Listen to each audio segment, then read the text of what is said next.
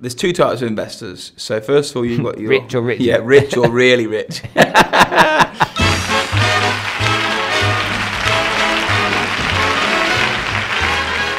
Hi everyone, welcome to Make It Happen TV. I'm Spencer Lodge.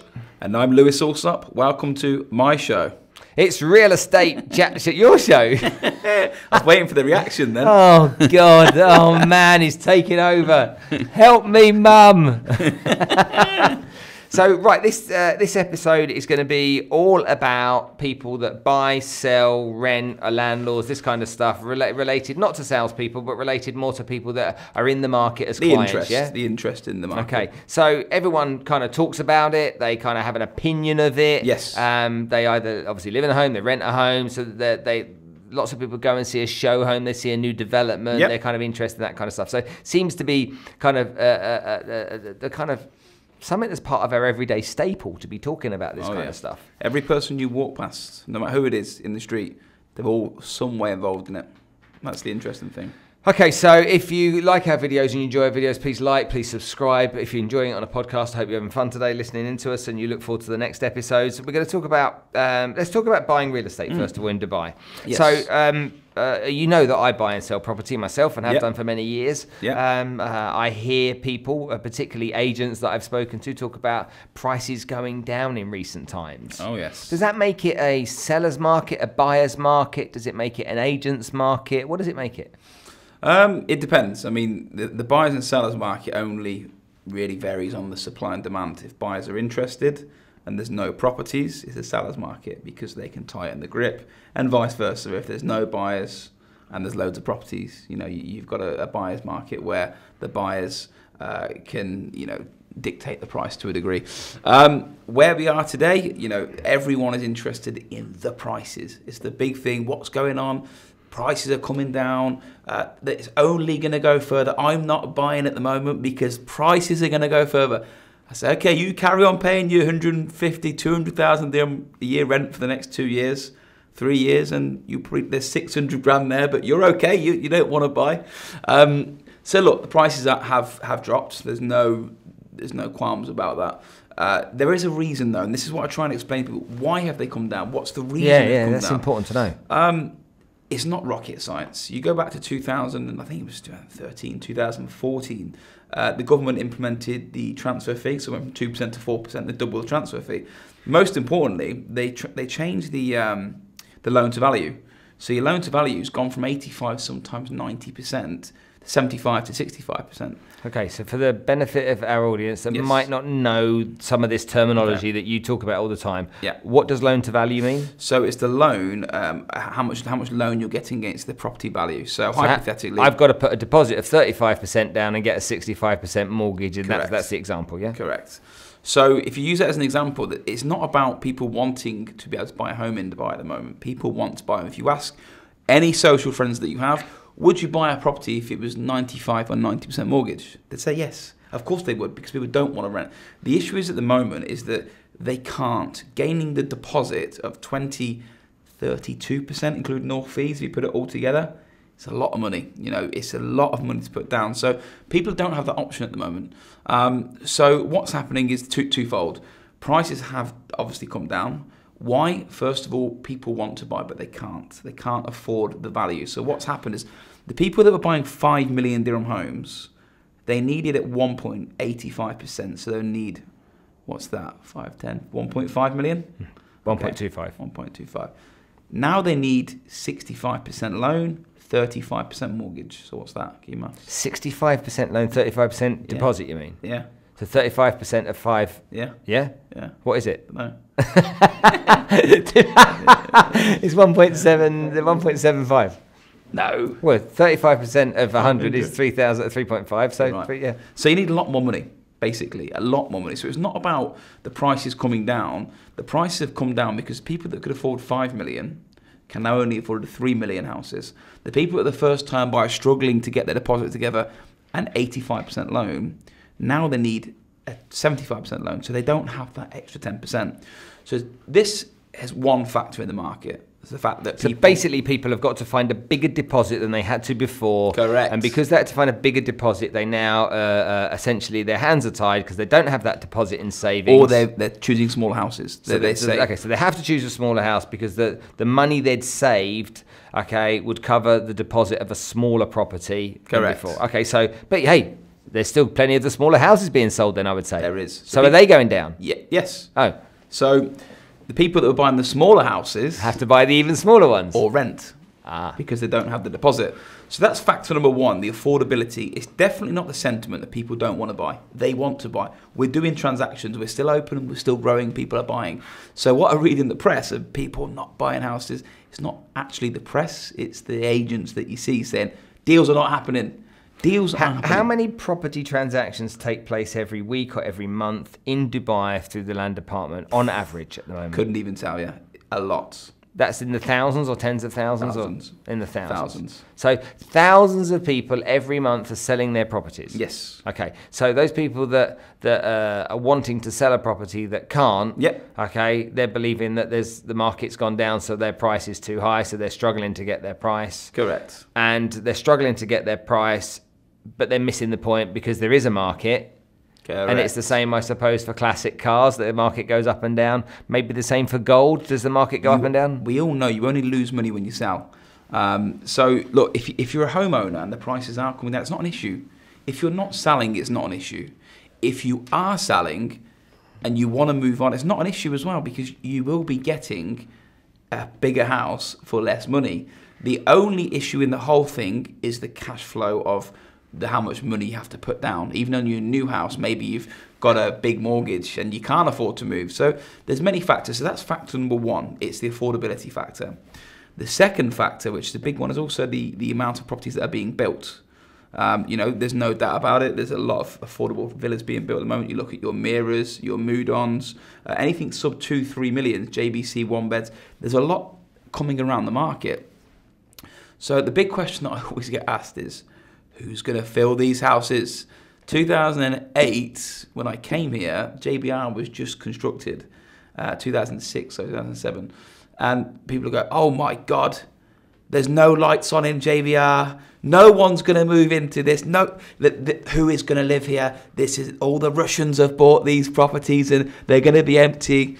Fast forward 10 years, it's probably the highest occupied development with the beachfront. I call it the Miami of Dubai. You've got your beachfront, your shops, you've got all that. People live there. So that conversation's happened for 12 years for me. Who's going to live there? So we're having the same situation now with your Damak Hills and your Akoya's, Mira and Sharma. It's a new one. It's 2 beds for $1 million dirham villas. Amazing. Sharma, where's that? Al Qudra Road. Oh, okay. So the main road now where all the affordable villas are. Town centre. Correct. And people are buying that. I think they had a launch the other day and sold out the whole thing in one day. Big queues of people. But you'll still have the naysayers that will say, who's going to live there? Who's going to live there? So look, there's 2 factors. There's the affordability and also the amount of villas handing over. So people have got more options at the moment, and that's the honest truth. How I can see the prices coming back up, and this is the big thing people want to know from me, I don't dictate that. If I could, obviously, as a homeowner, you want prices to go back up. But we don't dictate that. The ways it will come back up, very simple. There's a new first-time buyer's mortgage comes in. If that comes in, the market will rocket. I believe that you'll have people, if they can get 85-90% mortgages, which should happen soon, hopefully, touch wood, and the Dubai's in a good place to do it, that will facilitate so many buyers. So having a first-time buyer's market will definitely help. And the other factor is that I think that if you look at London, you've got your SW1, your SE, South East, all these different areas, they're going to have different price codes. So the further out you get, ideally, from Sheikh Zayed Road, potentially, or Dubai Marina, or downtown, that's your SW1. And the further you get out, you should start to see the price difference from there to there. So that is going to happen over time. But yeah, prices definitely have come down. But the one thing I'll say to everyone that's listening, it's not why are they going down. We know why they're going down. This is controlled. This is what I said before. It's a controlled dive. It's happened for 4 years, 5 years. It's not, oh my God, what's going on? We know that the sanctions have been put in place.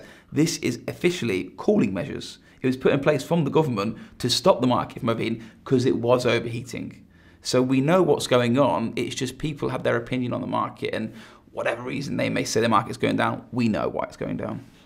When you look at the quality of product compared to what was produced here 10, 12, 13 years ago when I first came, is it better? Incredible. So, a good example, I bought a villa in Jumeirah Golf Estates about 2 years ago. It's called Redwood Park, I think it was. Lovely townhouse, 3-bedroom on the golf course. Didn't view it, just knew it was a nice price. I knew it was a good location. The payment plan was great. I walked into there, and honestly, I was blown away by it, because I've seen what's been handed over before from other developers in 2008, 2009. You've got your thin granite carpet, and you've got your metal rods for where the kitchen is, and then you've got your thin granite there as well. The springs in 2008, if you remember them. And today you walk in and they're European finishes. They've realised now that they can't just sell a floor plan. People want to see what they're getting. The people are not buying with their head anymore. They're buying with their heart. They're going to see, can my family live here? Can we bring up our child here? 2006 and 2007 was ROI. That's it, ROI, baby. That's it. You put down the check. Can we flip it same day? That is a vehicle. Today, it's a different type of buyer. It's about having the home for the person. The population has increased year on year. So it's at 3,060,000 now. In Dubai. And I think 18 months ago, 2 years ago, it was 2.6 million. And that continues to grow. Which means, so even though they're bringing more property onto the market, with more people coming into the market, there's obviously a requirement to home those people, house those people. So it isn't ever going to be typically an oversupply scenario with that many people coming in. The other thing you have to consider, I suppose, is it possible for someone that's renting who has to find a big deposit to be able to go and get a loan for the deposit? Yes. Definitely. So if they can get a personal loan for the deposit, then that's a better thing than just sitting on the rental spectrum, correct? Listen, it's not something we advise, but it can be done, and people are doing it. We don't do it personally, but I know people that are getting a loan from one bank to get on the property ladder. So people have got the sentiment that they want to buy the house. So it's whether or not people are going out of their way to buy the house. If people weren't willing to buy, issue, people are willing to buy. I'd say, I think 81% of our transactions last month are people either lived in a home or were a tenant. Okay, so let's just think about this for a second. People worry about buying a property when the market's going down because of negative equity. But they stay renting because they don't want negative equity. So that rental amount that they pay every year is an expense that they have to live somewhere. It's an invisible expense that they see. So they think that they're not losing money. I've had this conversation with, I push everyone to buy properties because in my opinion, the richest people in the world own property. McDonald's, a real estate company, they own the land. That's where their business comes from.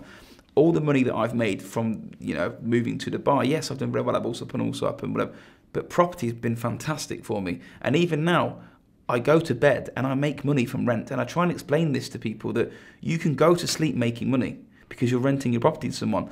But people do have this theory in their head where they think, I'm not buying because prices are coming down. So hypothetically, property is worth 3 million.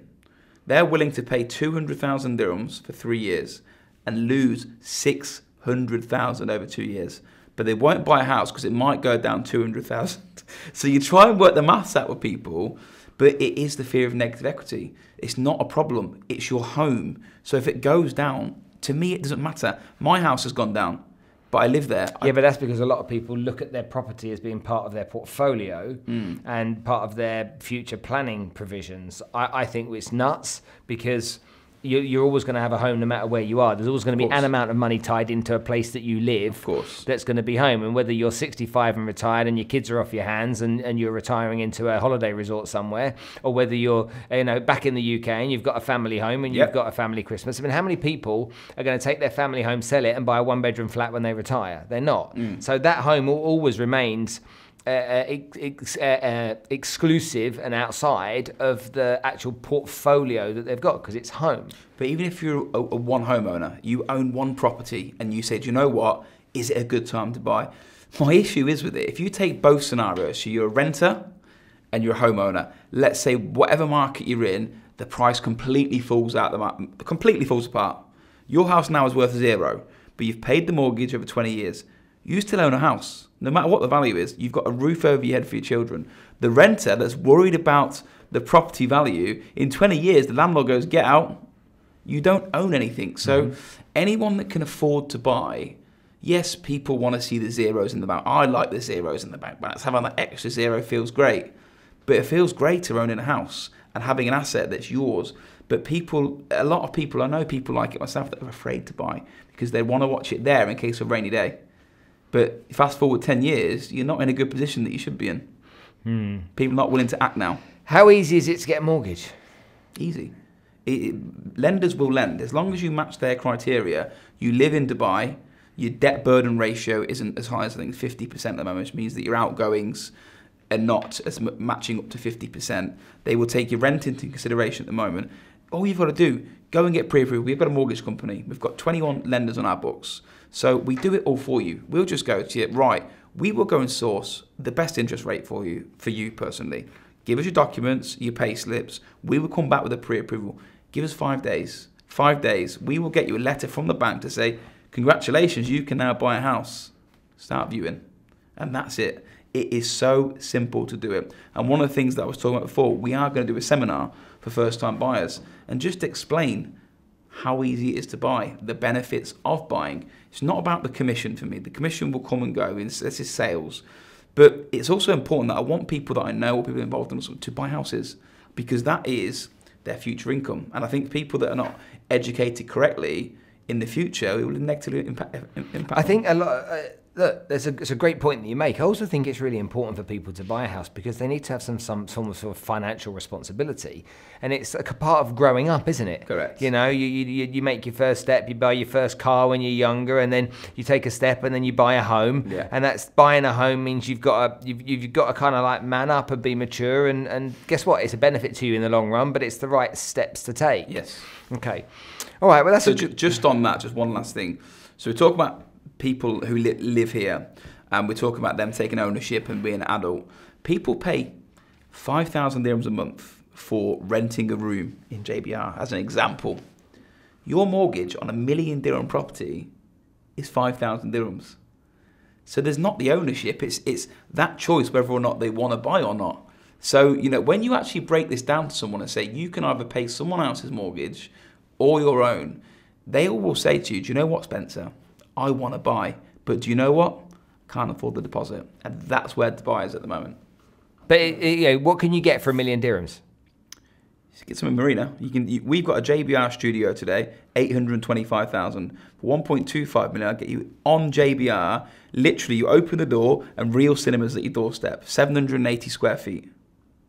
So you can get some goods at the moment. Honestly, it's a great time to buy. There's deals out there, aren't there? Clearly there's deals out there. Buying and selling real estate. Okay, we haven't talked about one last thing, okay, before we finish. Investors. Yes. Okay, so we're talking about homeowners here. Yep. What percentage of your clients are property investors here? 20%, maybe 15%. Okay, and what kind of demographic is the investor typically here in the UAE? Is it across all demographics? And what kind of things are the investors looking for?